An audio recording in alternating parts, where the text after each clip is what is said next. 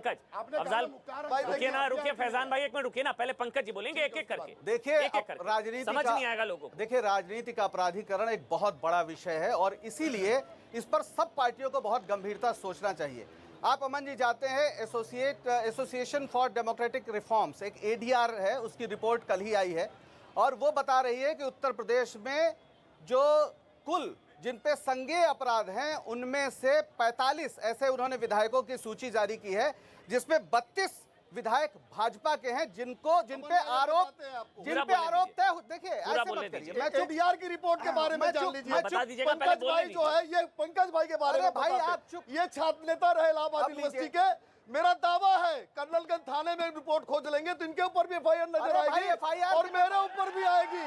मनीष जी बताओ पंकज भाई, और अगर एफआईआर नहीं रही हो तो बता दे, छात्र नेता रहे। पूरी बात लोकतंत्र में एफआईआर करिए और चाहे अपराध करिए, आईपीसी की धाराएं नहीं बदलती है। फिर मैं कह रहा हूं आपको उसका घालमेल मत करिए।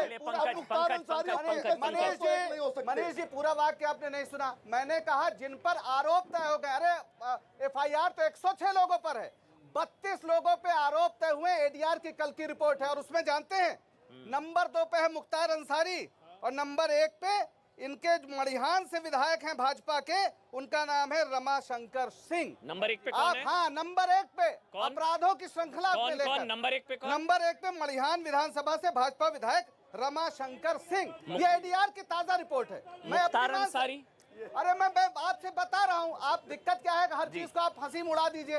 अरे भाई एडीआर की रिपोर्ट कल जारी हुई, कोई जानते हैं आप लोग? अरे नहीं जानते, कोई सुना है भैया? अरे भाई आप अरे ये जनता जनार्दन होती, किसी ने नाम जनता जनार्दन को तो ये भी नहीं पता, आपने नहीं जानने दिया कि गृह राज्य मंत्री हिस्ट्री शीटर है इस देश का। क्या आप जानते हैं? बिल्कुल, अरे हिस्ट्री शीटर है उस एडीआर की जहाँ पे एक घटना हुई थी, जहाँ पे कुचले गए हैं किसान, उसी थाने का हिस्ट्री शीटर है अजय मिश्र टेनी। क्या ये लोगों को पता है? आप बताएंगे? अंसारी को आप जानते थे? अरे क्यों नहीं जानते? जिनको पंजाब की जेलों में ऐश कराते थे। आप असली बात बताइए। मुख्तार अंसारी जेल में है, मुख्तार अंसारी जेल में है। ऐसे हर अपराधी को जेल में होना चाहिए। सवाल है कि 32 विधायक आपके आरोप तय हो गया है और आप कह रहे हैं अपराधीकरण की बात।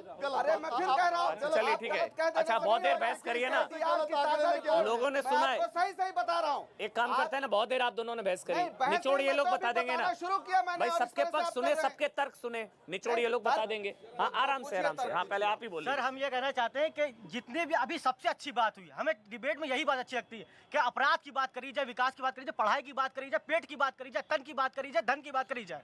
ठीक है, आप सबने बहुत अच्छा कहा।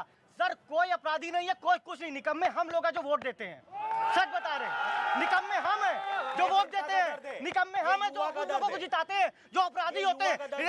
एक स्कूल, एक अटलस साइकिल से, हम अपने मोहल्ले की बात बता रहे हैं, हमारे मोहल्ला है, हम अटलस साइकिल से आए और एक खादी का बस्ता लगाए रहे और हम कहें हमें वोट दे दो, हमें कोई नहीं कहेगा। हम फॉर्च्यूनर से उतरे हैं और कहे जलवा किस्मों का है ये जलवा। ये कह रहे हैं कि माफियाओं की बात हो रही है यहाँ पे। बबलू सिंह जो रीता बहुगुणा जोशी जी का घर जलाए और उनको भारतीय जनता पार्टी बाहर कर दी, वही बबलू सिंह निषाद पार्टी ज्वाइन करके और रमाबाई मैदान में कार्यक्रम करते हैं और उत्तर प्रदेश के मुख्यमंत्री और देश के गृह मंत्री उस कार्यक्रम में शरीक होते हैं। ये क्या है बताइए? गठबंधन में शामिल कराते हैं। गठबंधन में शामिल? कौन गठबंधन में शामिल करा रहा है? BJP, Nishad party.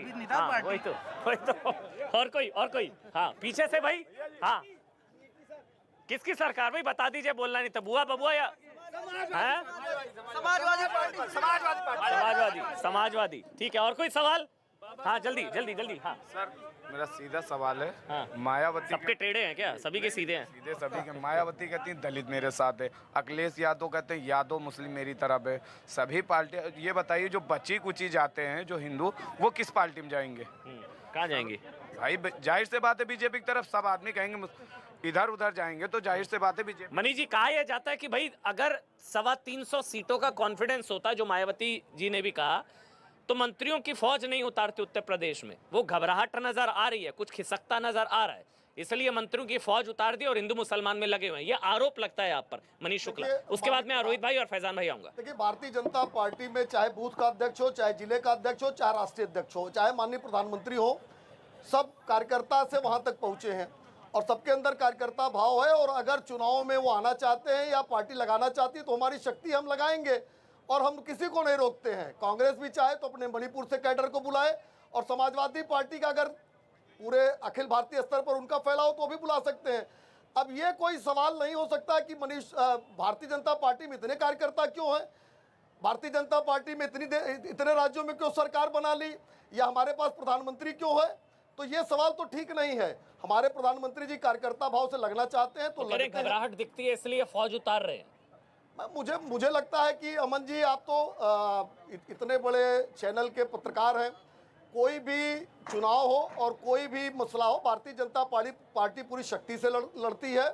और अगर कार्यकर्ताओं की फौज हमारे पास है, कई राज्यों में हमारे पास मुख्यमंत्री हैं, तो भारतीय जनता पार्टी की स्ट्रेंथ है, ताकत है। आप ही को जवाब है फैजान भाई, मायावती ने कहा था ये कि अगर घबराहट नहीं होती और 325 सीटों को लेकर आश्वस्त होते तो फौज नहीं उतारते ना। अमन जी, सबसे बड़ी घबराहट तो इनको इस बात की है कि जो योगी आदित्यनाथ जी दूसरे स्टेट में, दूसरे चुनावों में जाके स्टार प्रचारक के रूप में जाते हैं और कहते हैं कि उन स्टेटों में मेरे वजह से चुनाव जीत गए भारतीय जनता पार्टी। उस स्टेट में 5 साल में 14 मुख्यमंत्री इन्हें उतारना पड़ा योगी जी के सपोर्ट में। जनता इस कदर से उनसे नाराज है। माननीय प्रधानमंत्री जी को देश में कई काम बचे हुए हैं, अटके हुए हैं, लेकिन 5 साल जब इन्होंने कोई काम नहीं किया तो जाहिर सी बात है, जब महंगाई की बात होगी, बेरोजगारी की बात होगी, सुरक्षा की बात होगी, नौजवान की बात होगी, किसान की बात होगी, टहनी चैनी खैनी की बात होगी, तब ये जाहिर सी बात है माननीय प्रधानमंत्री जी को उतारते हैं। योगी जी की भैया संभालिए, मेरे बस का नहीं है।